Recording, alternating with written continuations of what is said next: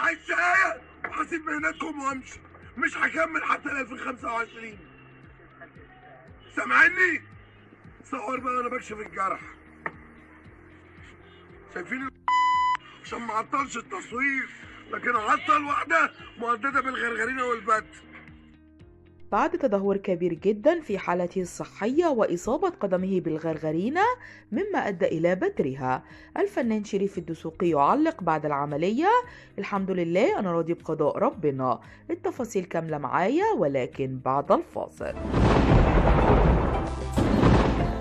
الموجة الإخبارية موجة بحر، عين على الأحداث.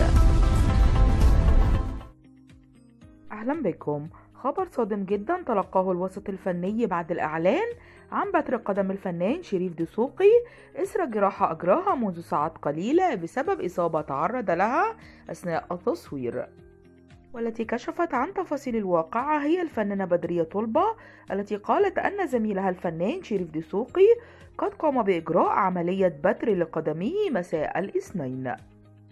وكتبت بدرية منشور على فيسبوك قالت فيه: عن تجربة عشتها مع بابا الله يرحمه صعبة قوي، بني آدم يفوق من البنج يلاقي جزء من جسمه مبتور وخصوصا رجليه، ربنا يصبرك يا شريف ويقوي قلبك ويتم شفاك على خير.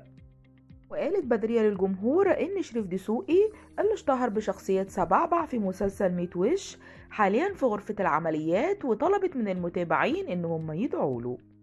ووضحت إنه كان يعاني من إصابة حدثت له أثناء تصوير فيلم وقفة رجالة، وإن الأطباء اكتشفوا إن شريف بيعاني من مرض القدم السكري، وأجريت له جراحة بسبب وجود جرح في قدمه اليسرى، وساءت حالته بشكل كبير، فاضطر الأطباء على إثرها أن يقوموا ببتر قدمه من أسفل الركبة. وفي وقت سابق أعزائي المتابعين قام شريف دسوقي بمطالبة نقابة الممثلين بالتدخل لحل أزمته أثناء تصوير فيلم وقفة رجالة، مؤكدا أنه أصيب بسبب العمل، وتقدم بشكوى ضد منتج الفيلم، ورغم الوصول لحل ودي لم يتم تنفيذ الاتفاق ولم يأخذ شريف مستحقاته المادية.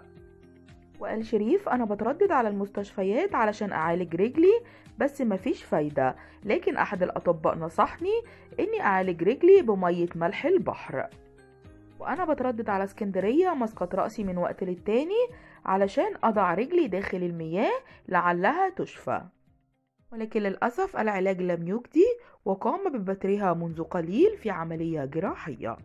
وبعد إفاقته من التخدير خرج منذ قليل لطمأنة متابعيه عن حالته الصحية.